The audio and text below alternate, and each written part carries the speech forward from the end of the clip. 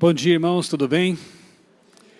Fazia um tempinho já que nós não vínhamos aqui à igreja de Moema, e sempre é bom estar com vocês, uma igreja muito acolhedora, muito simpática. E como já foi dito, hoje teremos um sábado animado aí, né? Além da programação da manhã, os 2 cultos aqui, também terei o privilégio de estar com os jovens logo mais na escola sabatina deles, e à tarde, 16 horas, essa programação, eu intitulei Qualidade de Vida e a Lei das 3 Tábuas. Alguém deve estar pensando, mas que terceira tábua é essa, né? Não são 2 tábuas da lei? Não vou contar aqui qual é o segredo, né? Mas quem vier à tarde vai saber que terceira tábua é essa, tá bom? E o que reforma de saúde, qualidade de vida, tem que ver com os últimos dias, né, da história da humanidade? Qual a relação disso com as profecias também? Então, você é meu convidado. Você que acompanha também pelas redes sociais da igreja, está convidado para conectar aí o canal da igreja às 16 horas também, para juntos aprendermos um pouco mais. Eu quero começar aqui relembrando com vocês 3 textos. Eu quero começar recordando, depois nós vamos à Bíblia, vamos ler aí, especialmente Daniel capítulo 11, que atualmente é um dos capítulos que mais tem intrigado os teólogos, os estudantes das profecias, especificamente ali os últimos versos, a partir do verso 40 desse capítulo intrigante. O capítulo já é intrigante, os últimos versos são mais ainda. E muita gente tem se debruçado sobre esse texto, tentado compreender, até porque há uma citação, e eu vou depois apresentar para vocês, de Ellen White, em que ela diz que essa profecia está quase cumprida. E como é uma profecia que ainda está em aberto, né? Ela ainda está em processo, nem todos os detalhes são assim tão precisos. Geralmente, quando se cumpre, a gente observa, né, olha para trás e vê o evento ocorrido e realmente confirma com a palavra de Deus exata, precisa em tudo aquilo que foi escrito, né? Mas é realmente um tema bastante interessante. Só que antes disso, eu quero recordar com vocês esses 3 textos. Lembram o que diz Amós 3, verso 7? Povo da Bíblia, lembram? Certamente o Senhor não fará coisa alguma sem antes revelar os seus segredos aos seus servos, os profetas. Deus, Ele não nos deixou no escuro. Ele tem, ao longo da história, revelado a sua vontade e os eventos futuros, aquilo que nos interessa. Ele tem feito isso por meio dos profetas, esses instrumentos, né? Profetas e profetisas. Provérbios 29, 18, alguém lembra? Sem profecia, o povo se corrompe, se perde, fica desorientado. Então, como é importante estudarmos as profecias? É do interesse do inimigo que as pessoas não deem atenção para isso. É óbvio que há outros livros bíblicos, né, que são importantes, livros de histórias, de poemas, de músicas, de provérbios, poesia, tanta coisa, né, que a Bíblia tem, números. Alguma coisa vai interessar alguém. Deus é tão bondoso que Ele colocou vários estilos literários, vários enfoques, porque alguma coisa vai interessar alguém. E uma vez fisgado pela palavra, a pessoa não consegue mais ficar sem ela. Eu não nasci num lar cristão adventista, eu não lia a Bíblia, eu já fui evolucionista, já fui marxista e outros istas mais aí, né? Mas quando eu comecei a conhecer a palavra de Deus, eu me apaixonei de uma forma tal que eu não consigo passar um dia sem lê-la. E tenho feito isso há cerca de 30 anos já. E é uma bênção. Então Deus, Ele revela. E se nós não buscarmos a revelação, nós nos corrompemos. Nós nos perdemos pelo caminho. E Paulo, lá em 1 Tessalonicenses, capítulo 5, 20 a 22, lembra o que ele diz ali? Ele fala para não desprezarmos as profecias, né? Não desprezem as profecias. Porém, analisem tudo e retenham o que for bom. Paulo nos estimula a ter uma visão crítica, a analisar as coisas, especialmente as profecias. E quantas falsas profecias também têm circulado por aí. Essa semana, uma falsa profecia se cumpriu. né? Se cumpriu no sentido de que era falsa mesmo, né? Pessoas estavam associando esse eclipse total solar que ocorreu especialmente, foi visto especialmente nos Estados Unidos, e fizeram uma série de elucubrações e coisas que não tem nada a ver com a profecia bíblica, né? Eu brinco dizendo que dos anos 90 para cá, eu participei de todos os fins do mundo. E estou aqui ainda. Então, 2000 diziam que 1000 passará, 2000 não passará. Passou, faz 24 anos. Isso nunca foi bíblico. Mas muitas pessoas que não leem a Bíblia achavam que era. Depois aí houve um alinhamento, né, do Sol com a Lua na constelação de Virgem. E alguns já estavam dizendo, olha, a profecia de Apocalipse 12. A mulher com a lua debaixo dos pés, o sol na cabeça. Aí tinha lá a constelação, que é uma mulher, né? E o sol ficava mesmo localizado próximo à cabeça da constelação. E as pessoas viajaram nisso e passou. Depois veio a Pedra Maia, ano 2012, lembram? Era o fim do mundo. Até filmes lançaram sobre isso. Passou. E o povo não aprende. Ficam marcando datas e se baseando em datas, em eventos pontuais, e isso interessa muito também ao inimigo, porque quando passa vem aquele desânimo, e as pessoas pensam, de novo isso, né? E quando a gente prega sobre a volta de Jesus, bíblica, alguns podem pensar, de novo, mais um. Então, é diabólico isso, né? Esse sensacionalismo em torno de datas, né? Alguns já estão aí anunciando 2027, 2031, infelizmente as coisas passam e fica aquela sensação de desânimo, de descrença. Tomara que volte antes, né? Mas provavelmente isso passe também e fica para trás o desânimo, né? Jesus não quis que soubéssemos de datas com respeito à sua volta.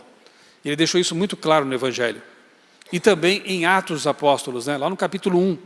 Não nos compete saber os dias, as épocas que o Senhor predestinou, digamos assim, prefixou para a sua vinda, para a volta de Jesus.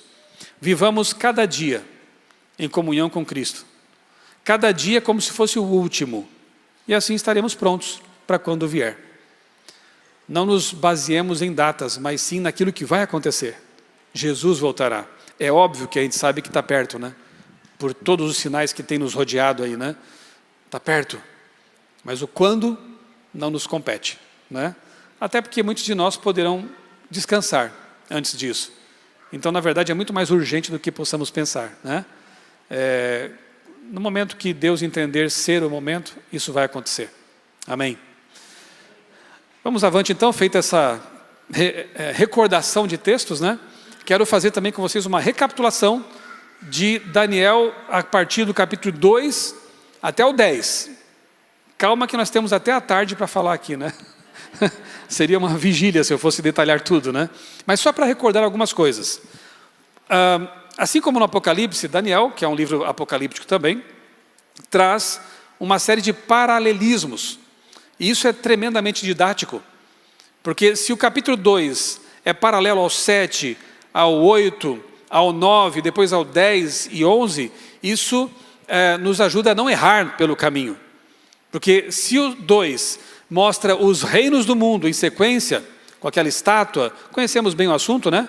E no 7 são 4 animais, e os detalhes ali também se repetem. E no 8, aí já omite um animal, porque já estava no tempo da Medopérsia, são 2 animais, e esses 2 animais correspondem ao urso e ao leopardo, ali naquela imagem, naquela ilustração. Então, não tem como errar, né? Toda a sequência profética, em cada capítulo profético, a gente vê um paralelo.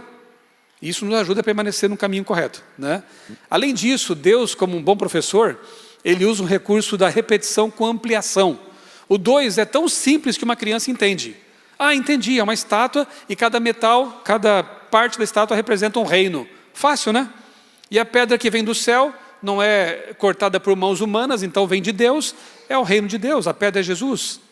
Então essa estátua revela a história da humanidade e na culminação dos tempos, Jesus volta e estabelece o reino eterno. Qualquer um entende isso. Isaac Newton, bom, ele entenderia mesmo, né?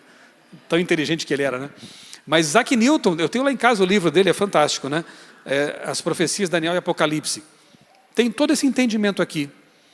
E lá nos anos 1700 e pouco, né? Antes ainda do tempo do fim. Genial. E aí no 8 nós temos ali o carneiro, com 2 chifres, bode, com o chifre no meio na testa, um bode unicórnio. É obviamente simbólico, esses animais não existem. E o bode derrota o carneiro. Aquele chifre é identificado como o rei mais poderoso, Alexandre o Grande. Tudo isso é conhecido por vocês, né? Só estou aqui recordando alguns detalhes. Aí só para lembrar e frisar isso, porque depois no 11 eu vou precisar dessas informações, tá? Então vão memorizando aí, lembrando que Alexandre o Grande morreu com 33 anos, era o chifre notável do bode, e de fato ele é quebrado, sem que outras pessoas tenham feito isso. Ele se quebra, ele morre doente, Alexandre. Não foi derrotado em batalha. E aí o reino é dividido em 4 partes, lembram? Seus 4 generais, Cassandro, Seleuco, Lisímaco e Ptolomeu, dividem o reino em 4 pedaços. Os Seleucidas ficam lá com a região norte, os Ptolomeus com a região sul. Tudo que eu estou dizendo aqui é pré-requisito para o que vem depois, tá? Então não estou assim só relembrando do nada. São informações importantes para a gente recordar e usar daqui a pouco. O chifre pequeno, que é pequeno de início, mas cresce, ele tem uma boca que profere arrogâncias. Você vê muitos paralelos com Apocalipse 13, a besta do mar, que também tem uma boca blasfema. É um detalhe importante esse aqui, pode parecer insignificante, mas é muito importante. Na nova versão internacional, a tradução está bem boa. De um deles saiu um pequeno chifre, porque pode dar a impressão, em algumas traduções, de que o pequeno chifre ele vem de um dos chifres anteriores, dos 4 generais. Mas não, ele vem de um dos ventos. D1, na língua hebraica, é uma estrutura feminina, e ventos também é feminino. Portanto, o de combina com ventos, e não com chifres. Isso é importante também, gente, porque esse chifre pequeno não vem da Grécia, porque ele é Roma. Ele vem de outra direção da rosa dos ventos, de um território diferente. Então, de um dos ventos, de uma das direções, vem esse chifre pequeno que cresce. Quem é o chifre pequeno? Tanto em Daniel 7 quanto em Daniel 8, a gente consegue identificá-lo sem muita dificuldade. Ambos os chifres são pequenos no começo e se tornam fortes, poderosos. Lembrando que chifre também representa reinos, assim como monte também representam reinos. Ambos se tornam grandes, ambos são poderes perseguidores, perseguem o povo de Deus. Ambos são arrogantes e blasfemos. Lembrando que blasfêmia é você assumir uma prerrogativa que pertence somente a Deus. Então é um ser criado querendo se colocar no lugar de Deus. Por exemplo, perdoando pecados e outras coisas mais. Mudando a lei. Ambos têm como alvo o povo de Deus. Os textos estão todos aí na tela. Ambos permanecem até o tempo do fim, isso é importante, não são aqueles poderes que já passaram, Medo-Pérsia, Babilônia, Grécia, não, esse poder surge e vai até o fim da história. Não haverá um outro reino que vai derrotá-lo, o próprio Deus o derrota, isso é importante. São destruídos, como eu disse, de maneira sobrenatural, por Deus, não por outro reino. Então o chifre pequeno do capítulo 7 se origina do 4º animal que é Roma pagã, portanto o do 8 também. Vão guardando essas informações. A memória, eu sei que vocês têm boa memória, e isso vai ser usado tudo depois, né? Olha só o que diz o verso 12, que ele lançou por terra a verdade. O Dr. Jacques Ducan, no qual baseio boa parte da minha interpretação aqui, nesse texto, a CPB lançou agora recentemente um outro livro dele, o título é Mistérios do Apocalipse. Já tínhamos lançado Mistérios de Daniel. Ótimo material. Dr. Jacques Ducan, ele tem origem judaica, ele é professor de teologia na Andrews, foi por muitos anos, é autor do novo comentário bíblico, que logo a CPB vai publicar também, da Andrews. É uma autoridade em interpretação profética com esse background judaico, o que lhe dá muito como ferramenta, é uma ferramenta muito boa. Então ele diz o seguinte, que a palavra emet, aqui traduzida por verdade, é sinônimo de lei. É algo muito mais concreto do que apenas uma ideia. Em hebraico, verdade é uma ação concreta de obediência a Deus. E não tem nada a ver com o nosso conceito abstrato de verdade. É tudo o que está de acordo com a lei. Nós aqui no Ocidente somos muito influenciados pela cultura grega, né? E na cultura grega as coisas são muito das ideias, da filosofia abstratas. Na cultura judaica ou hebraica, bíblica, as coisas são mais concretas. Então quando fala que esse chifre pequeno, esse poder que também é a besta do mar, lançou por terra a verdade, quebrou a lei de Deus.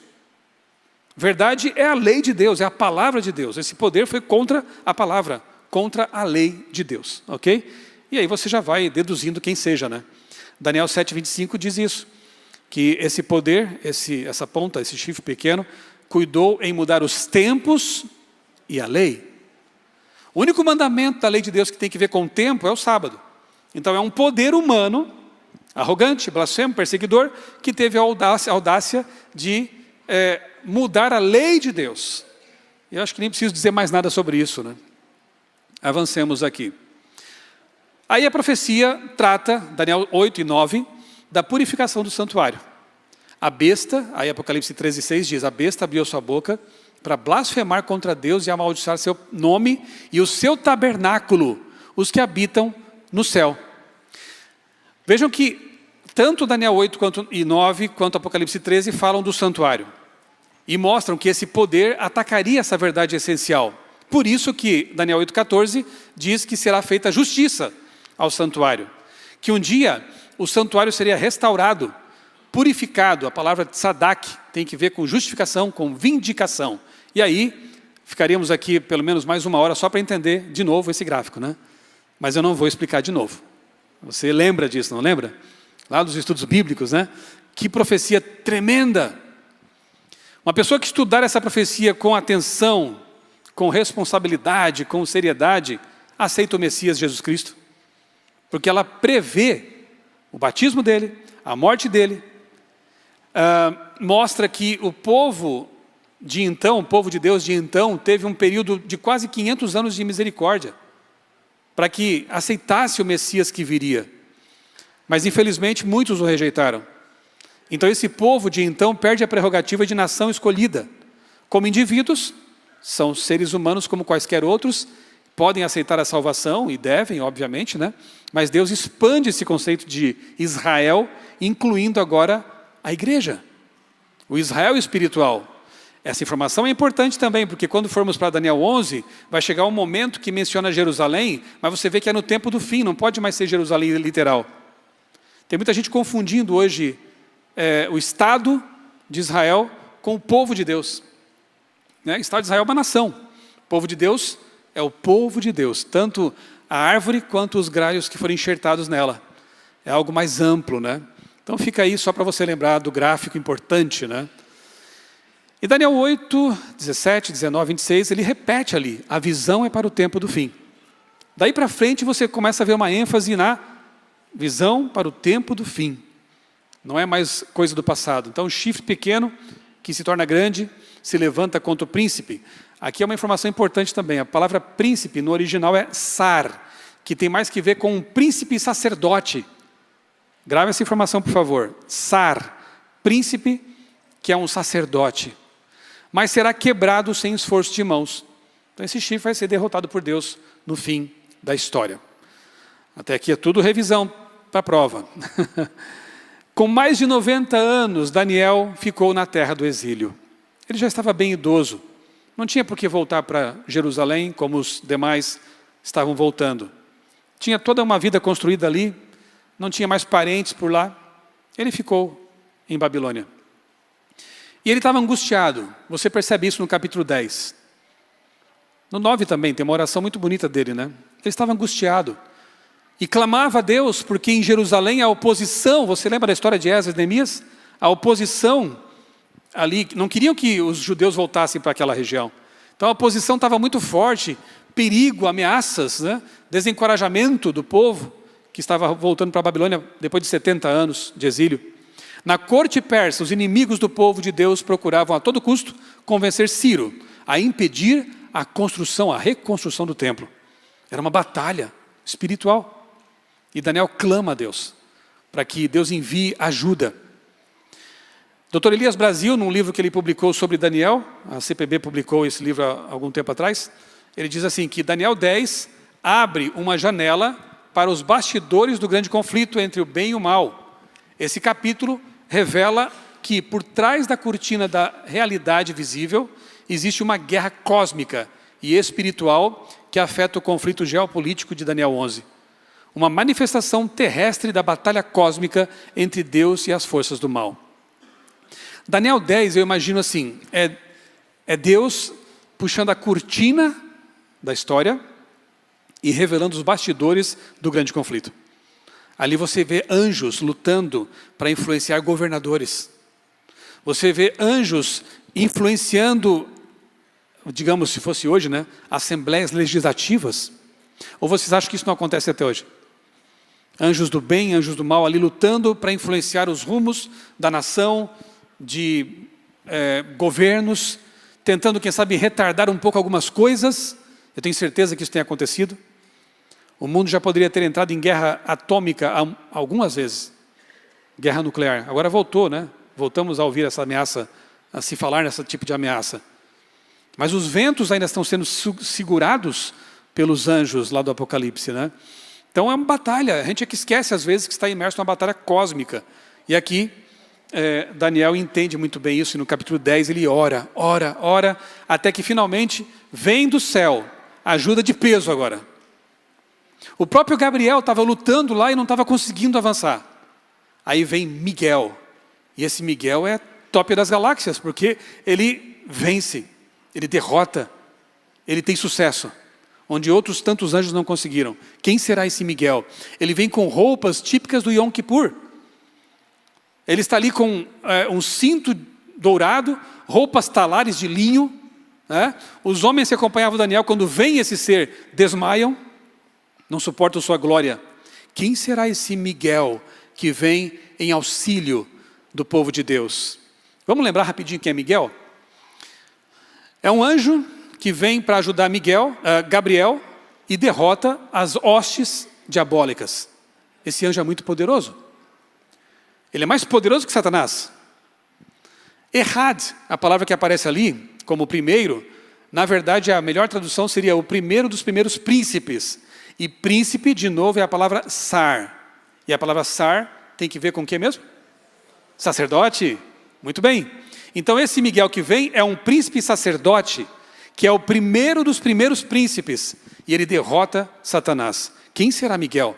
Vamos ver mais algumas coisas? Em Apocalipse 12, verifica-se que Miguel é suficientemente poderoso, tinha anjos ao seu lado e autoridade para expulsar Satanás do céu. Em Judas 9, constatamos que esse mesmo Miguel tinha poder para derrotar Satanás e ressuscitar Moisés. Anjos podem ressuscitar mortos? Não. Quem será Miguel? No idioma hebraico, o nome Miguel significa uma pergunta. Quem é como Deus? Quem é igual a Deus? Anjos não são iguais a Deus.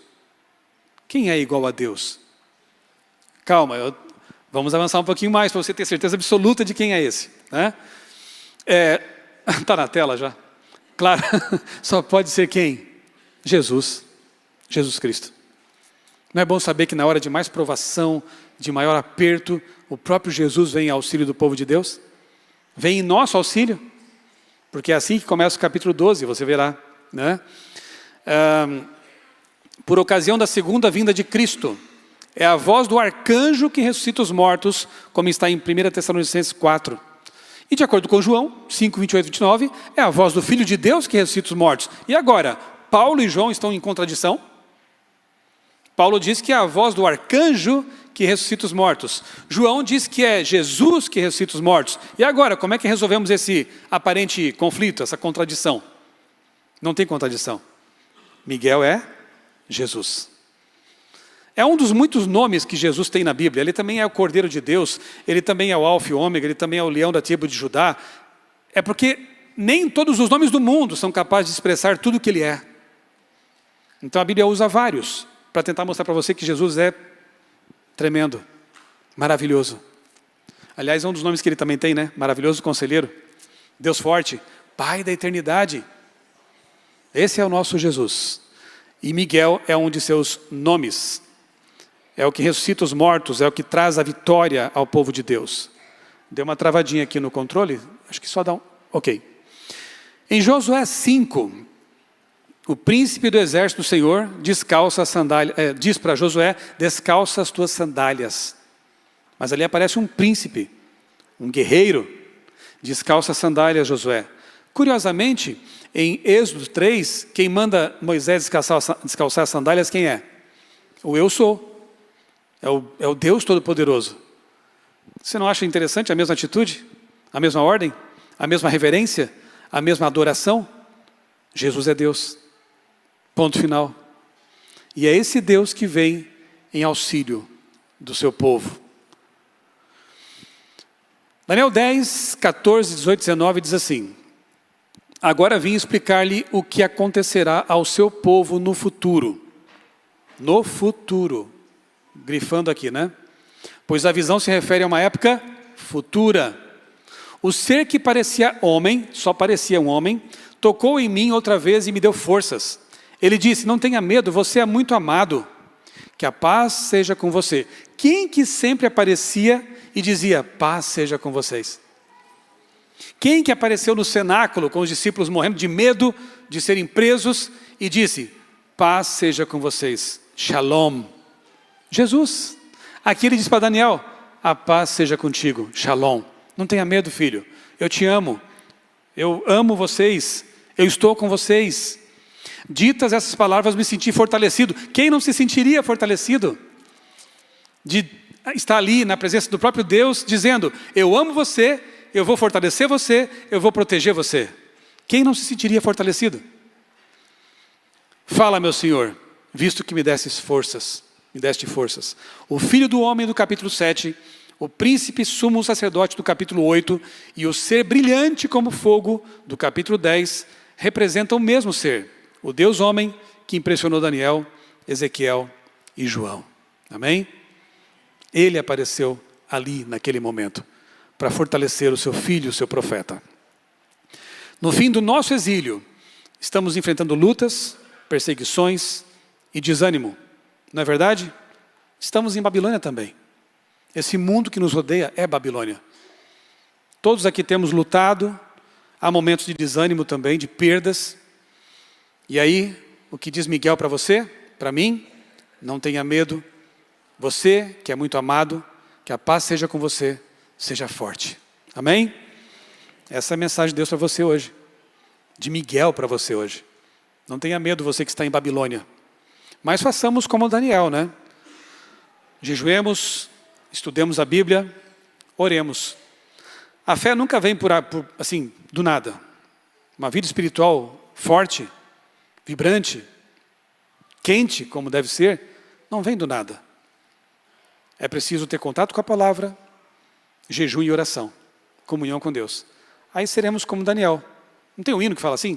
Faze como Daniel? Então faça como Daniel. Tenha uma vida de comunhão com Deus como Daniel teve.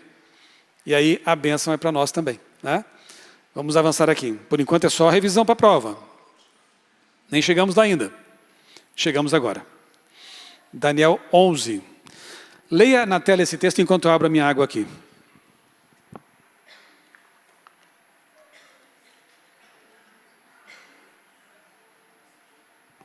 Leram? Ellen White, no livro Eventos Finais, página 12, escreveu: o tempo de angústia, que há de aumentar até o fim, está muito próximo. Não temos tempo a perder. O mundo está agitado com o espírito da guerra. Está ou não está?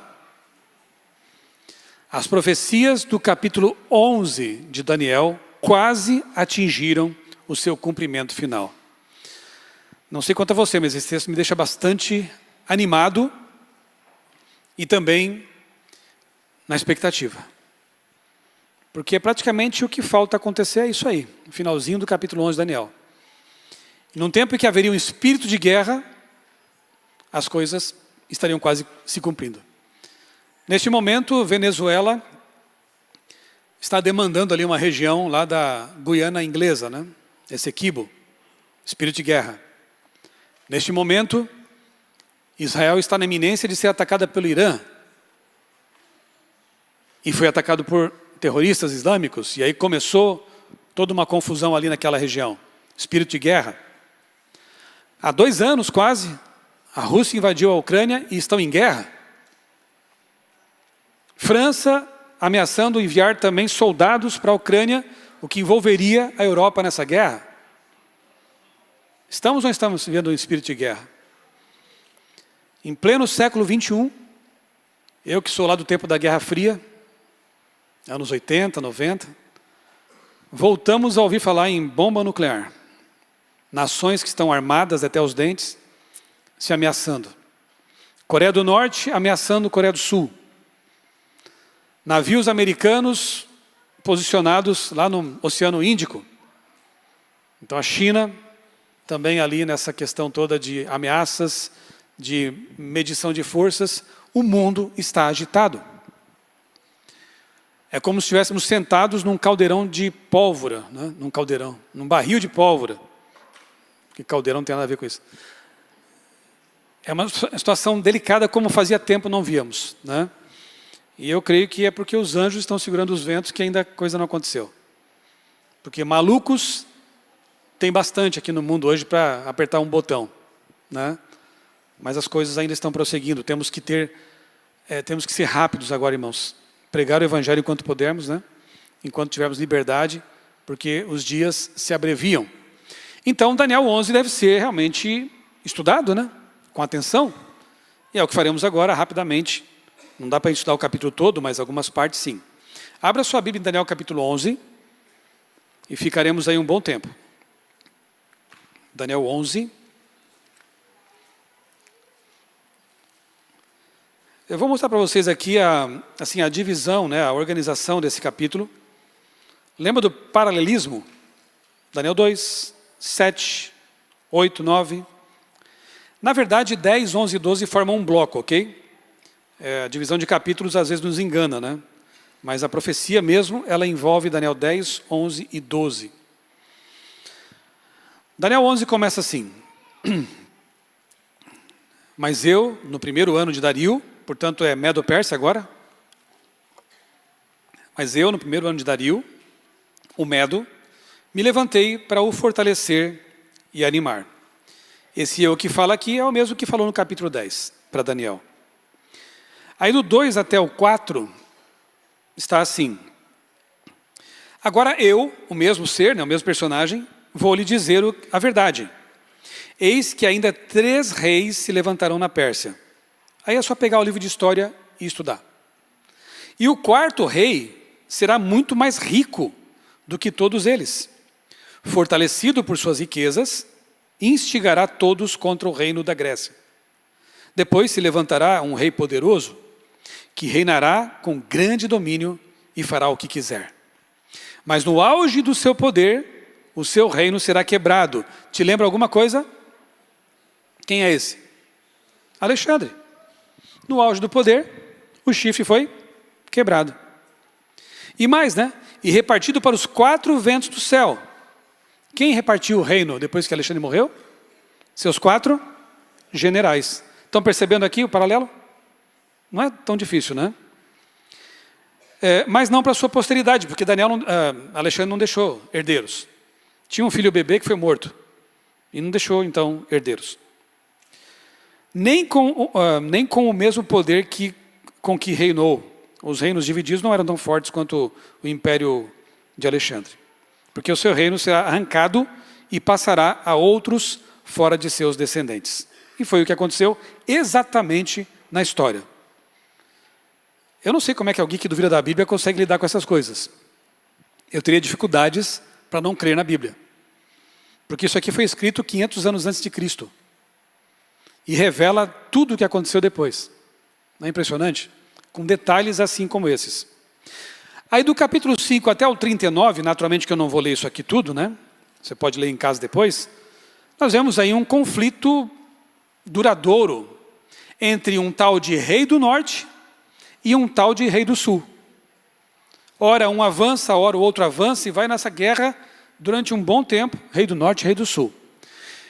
E chegamos à terceira parte, digamos assim, organizando o capítulo 11, a terceira parte, que é o tempo do fim, que são os versos 40 a 45, como eu disse no começo, os mais intrigantes, que mais têm ocupado a atenção dos estudiosos das profecias. Diz assim, a partir do 40, presta atenção nos detalhes. No tempo do fim, pronto, já está marcado aqui o tempo. O marcador temporal é tempo do fim. No tempo do fim, o rei do sul lutará contra ele, e o rei do norte arremeterá contra ele com carros de guerra, cavaleiros e com muitos navios, e entrará nas suas terras, e as inundará e passará. Entrará também na terra gloriosa, essa é Jerusalém. Mas como aqui é o tempo do fim, aplique para o tempo do fim. Povo de Deus, Jerusalém espiritual, ok? Israel espiritual. Então ele vai invadir Jerusalém. E muitos sucumbirão. Mas Edom, são descendentes de Esaú, lembram? E Moabe, e as primícias dos filhos de Amon, descendentes lá de Ló, com suas filhas, aquela relação incestuosa, escaparão do seu poder. Estenderá sua mão contra terras, e nem mesmo a terra do Egito escapará.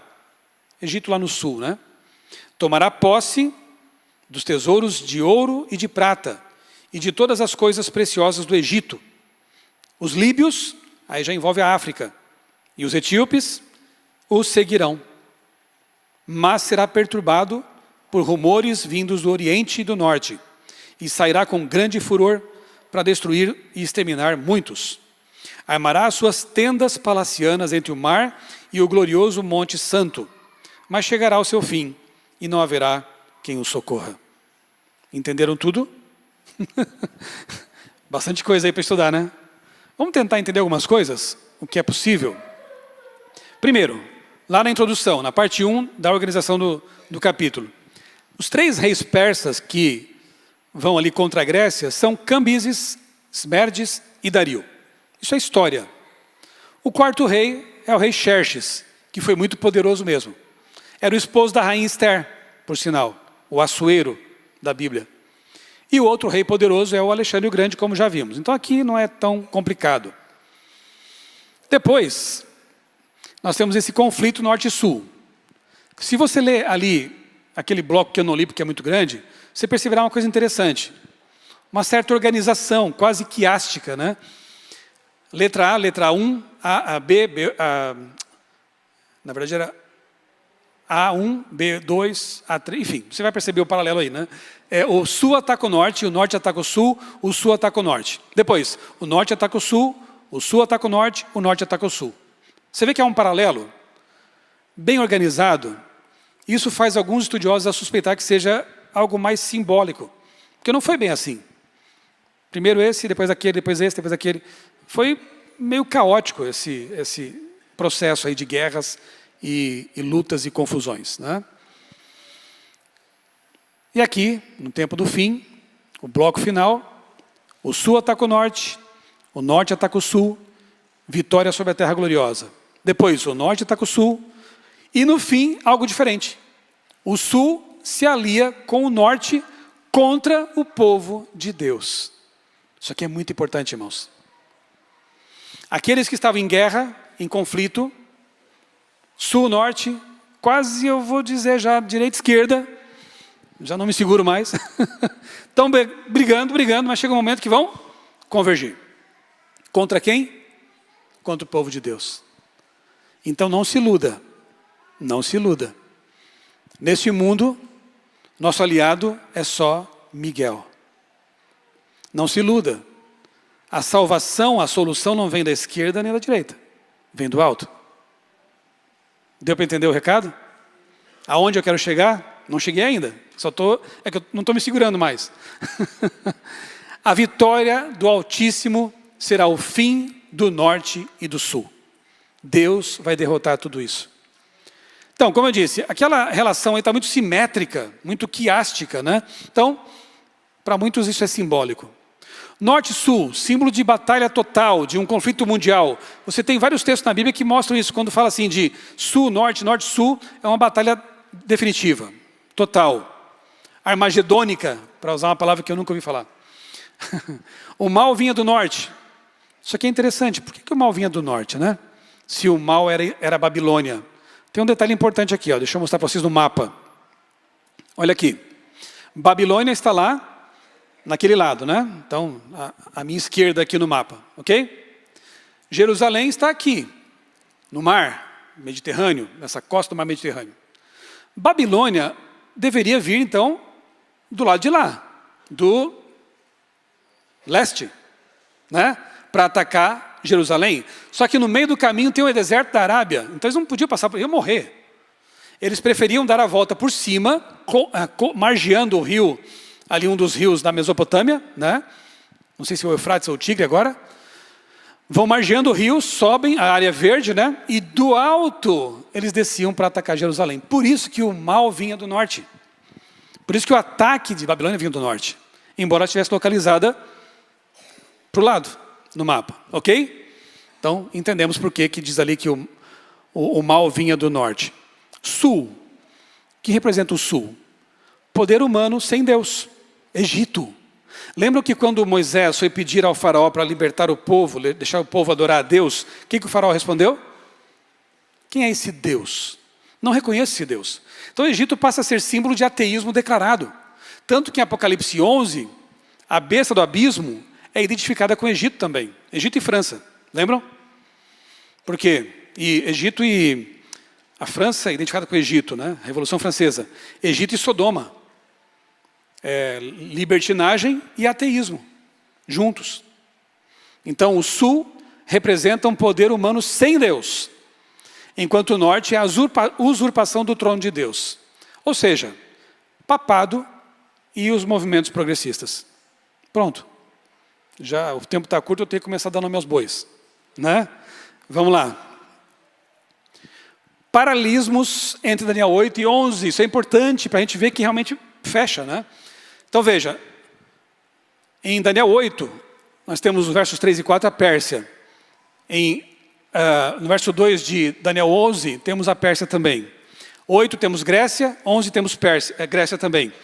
8 temos Roma, 11 temos Roma também.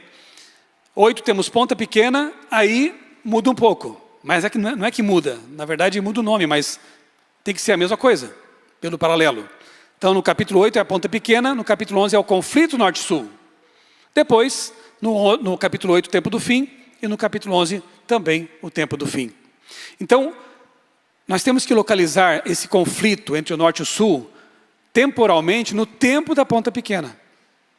Ela começa num período e vai até o fim da história. Então, esse conflito norte-sul também vai até o fim da história, usando esse paralelo entre os capítulos 8 e 11. Mais alguns pontos importantes aqui, do tempo do fim. O rei do sul ataca o rei do norte, como nós lemos. Isso foi na Revolução Francesa. Quando o ateísmo, os revolucionários ateístas tentaram banir a religião da França. Lembra da história? Tomaram a capela, a Catedral de Notre-Dame, expulsaram os religiosos, os padres, e colocaram uma prostituta como deusa da razão ali dentro. Tentaram alterar a semana de 7 dias, que é bíblica, para uma de 10. O povo começou a ficar doente e voltar atrás. Tentaram banir a religião. É perfeito isso, aqui na profecia. O rei do sul, o ateísmo, tentou destruir o rei do norte, o catolicismo, mas não conseguiu. O norte veio com tudo depois de uma reação. Ferida de morte, Berthier prendeu o Papa Pio VI, você conhece a história.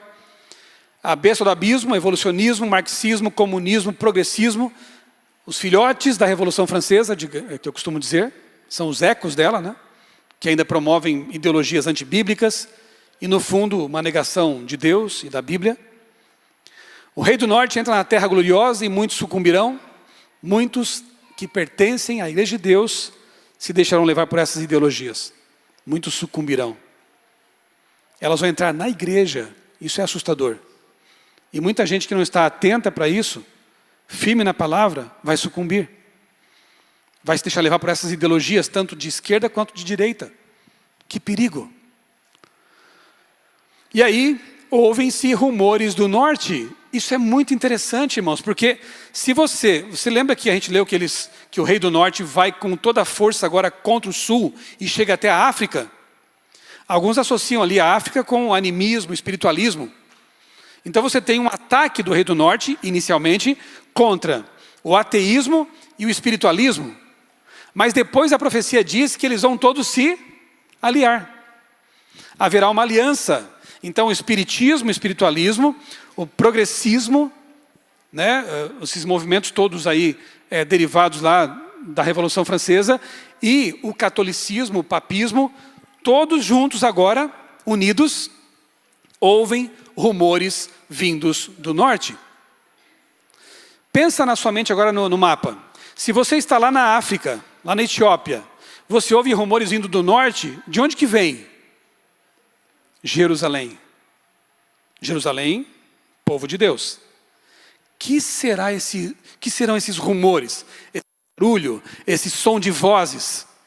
Irmãos, o alto clamor. É a pregação final do Evangelho. É o derramamento da chuva serôdia, que dá poder à igreja para anunciar a mensagem final. E isso perturba essa união diabólica. O que está acontecendo na igreja? O que está acontecendo com esse povo? O povo despertou. O povo está pregando o Evangelho. E aí, essa união nefasta vem e tenta armar suas tendas entre os mares. Você tem do lado de cá o Rio Jordão, né, o mar ali da Galileia, e daqui o mar Mediterrâneo. Jerusalém está no meio. Então ele tenta armar suas tendas no povo de Deus, tenta entrar ali, mas no fim, quem vai ajudar esse povo? Miguel. A perseguição vem, eles tentam derrotar esse povo, mas esse povo está cheio do poder.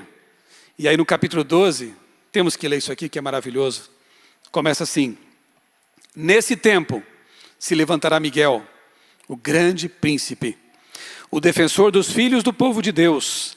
E haverá tempo de angústia, como nunca houve, desde que existem nações até aquele tempo. Mas naquele tempo o povo de Deus será salvo. Todo aquele que for achado inscrito no livro, que no Apocalipse é chamado livro da vida do Cordeiro. Então nesse tempo de perseguição em que todos estarão unidos contra o povo de Deus, Miguel vai defendê-los. Quem debandou para a esquerda, se perdeu. Quem debandou para a direita, se perdeu. Quem ficou firme no caminho de Deus, será salvo. Porque ele segue a palavra de Deus.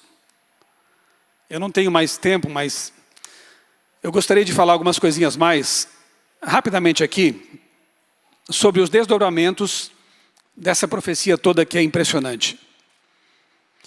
Um amigo meu, com quem eu converso bastante, um astrofísico, ele propôs uma metáfora que eu achei bem interessante. A esquerda é o arco, a direita é a flecha. Gravei em meu canal um vídeo, inclusive, com essa metáfora aí. Tá, mas o que você quer dizer com isso? Como assim é flecha? Como assim é arco, né? O arco começa a ser esticado, a corda vai esticando, vai esticando. Chega um momento que a tensão é tão grande que ele solta. E quem vai causar os estragos finais é a flecha. Quem é o arco? O arco é uma situação que quase está insuportável nesse mundo.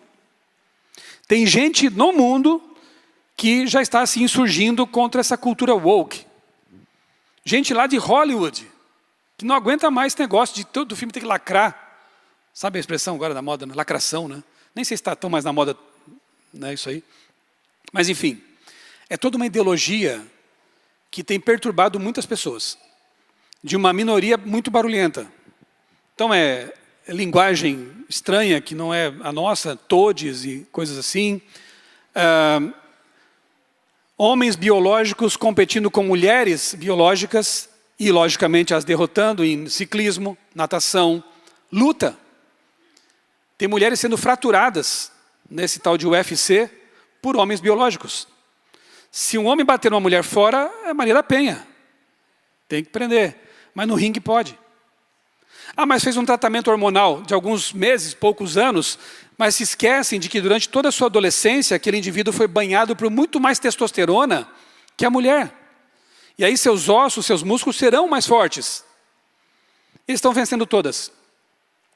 E agora até em concursos de Miss. Até naquela área que é mais da mulher, que é a beleza. Aqui é a Miss Netherlands, né? Holanda, Miss Holanda, é um homem biológico. E que, em minha opinião, nem é tão bonito assim.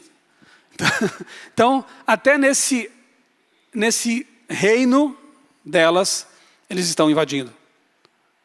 Será que isso é justo para as mulheres? Será que isso é correto? Enfim, né, ideologias aí, trisais.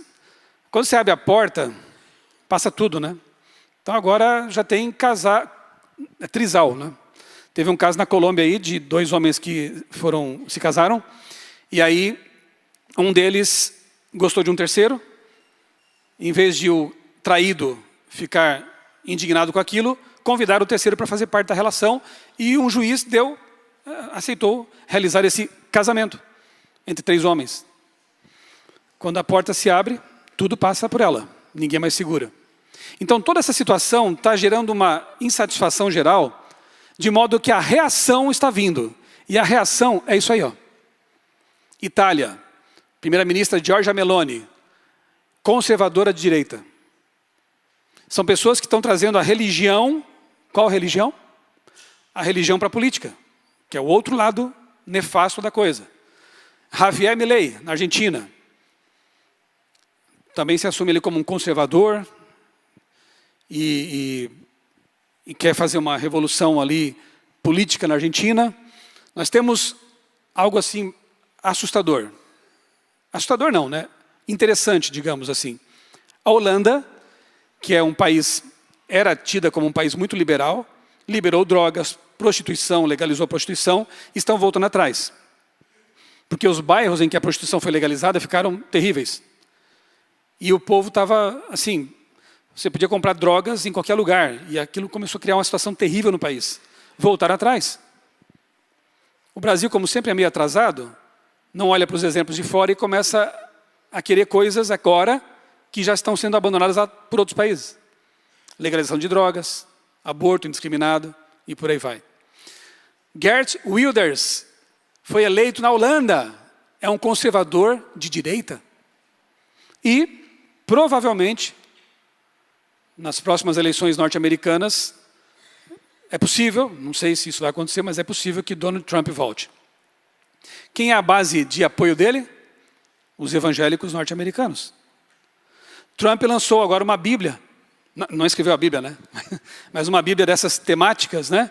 Uma Bíblia conservadora, a Bíblia patriótica, alguma coisa assim. Mistura de política com religião. Você vê que de um lado, tem mais coisas aqui, que o tempo está me apertando ali, né? Você vê que é uma reação geral. Conservadores atingem maior número entre os americanos em uma década. Olha aqui o gráfico.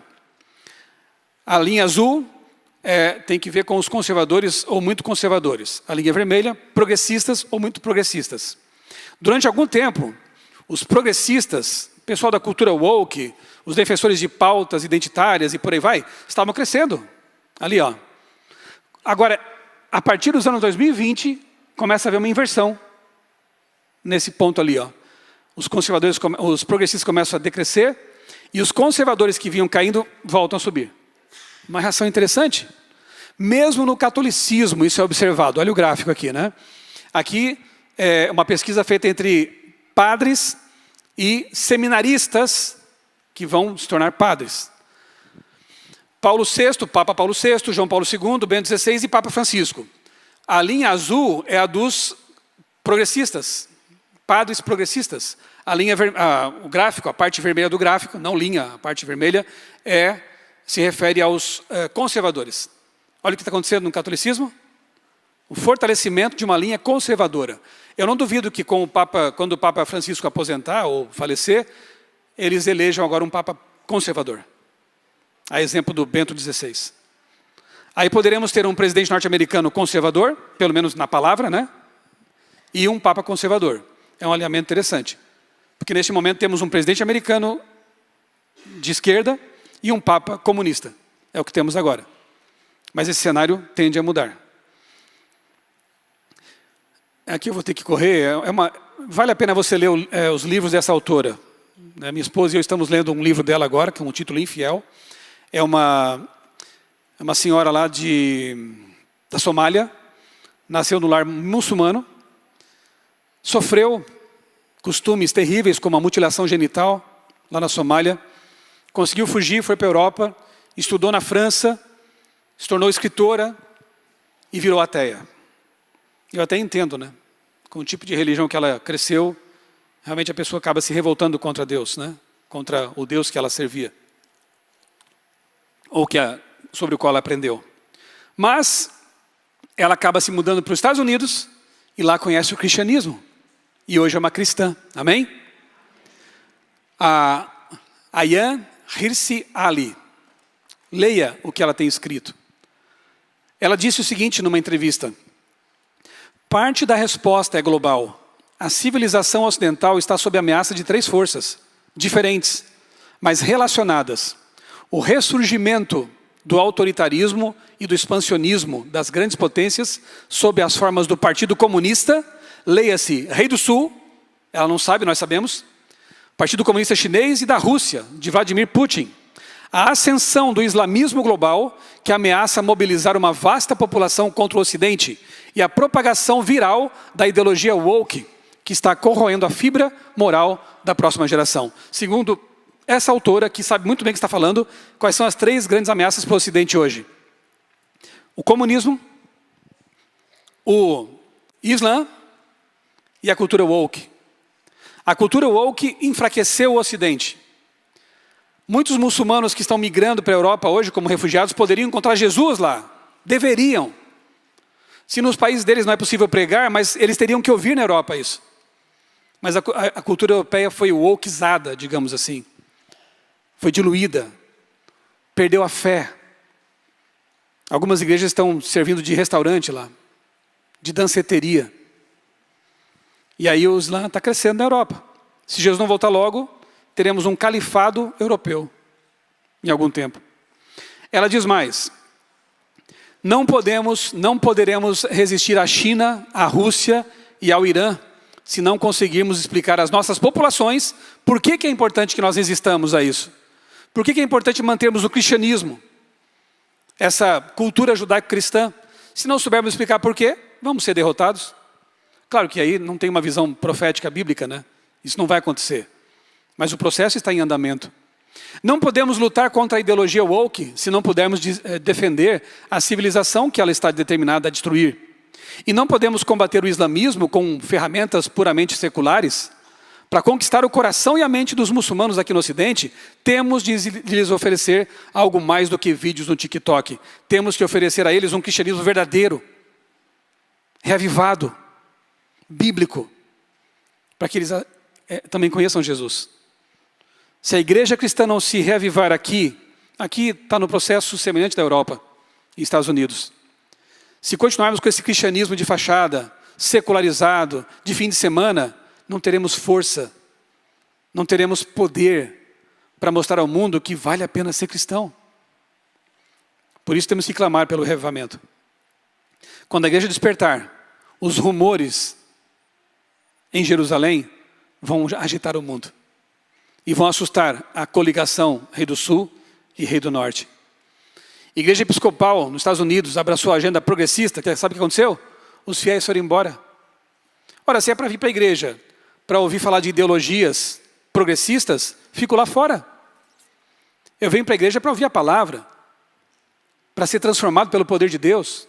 Eu venho para a igreja como eu sou e estou, para sair daqui transformado da forma como Deus quer que eu seja. Deus não aceita você como você é. Louvado seja Deus porque Ele não me aceitou como eu era. Mas Deus recebe você como você está, para transformar você. E eu louvo a Deus porque Ele transformou a minha cosmovisão de um evolucionista, materialista, marxista, hoje um criacionista bíblico, com paz no coração e com vontade de ir para o céu.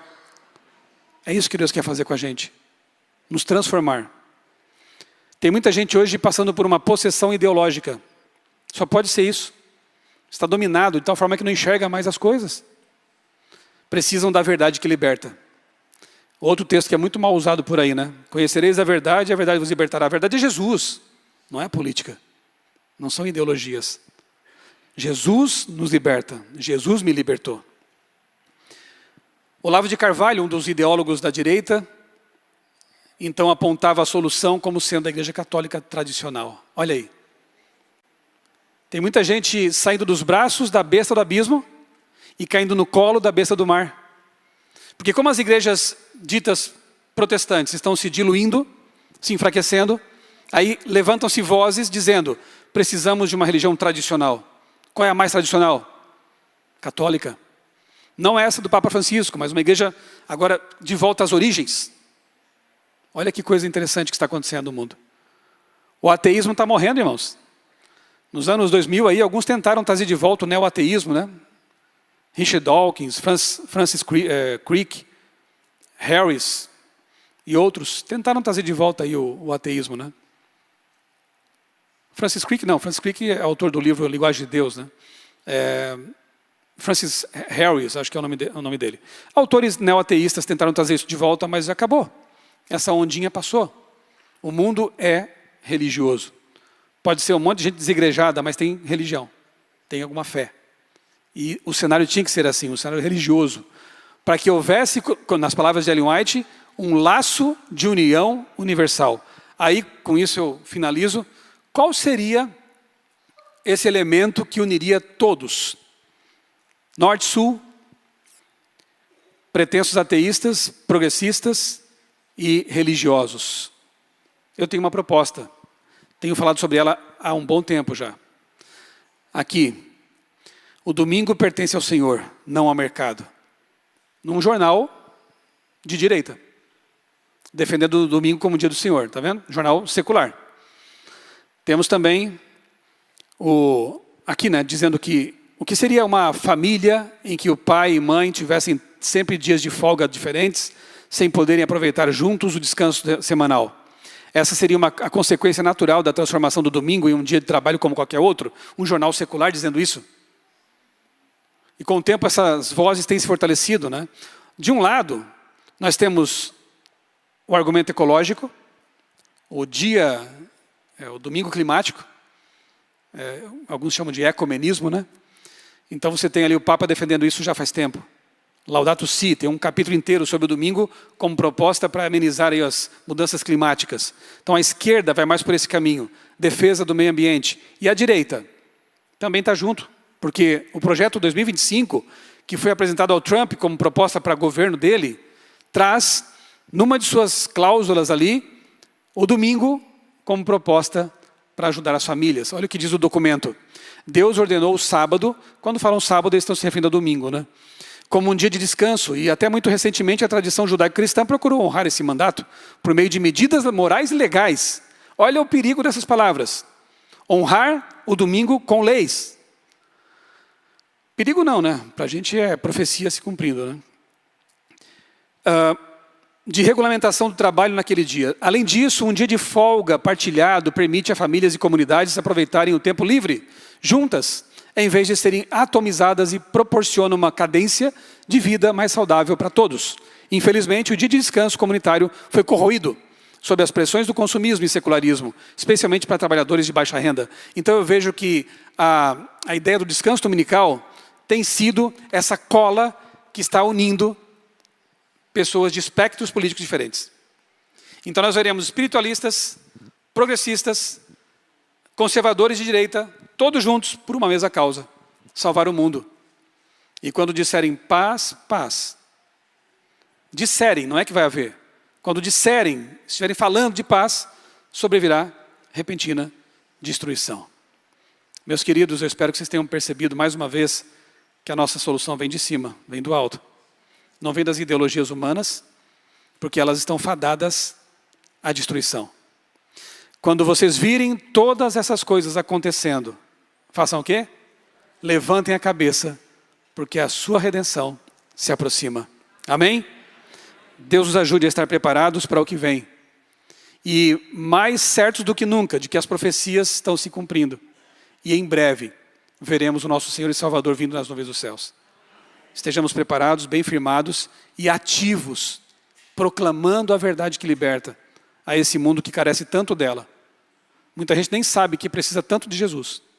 Temos que fazer com que elas percebam isso, com a nossa vida e com as nossas palavras. Amém.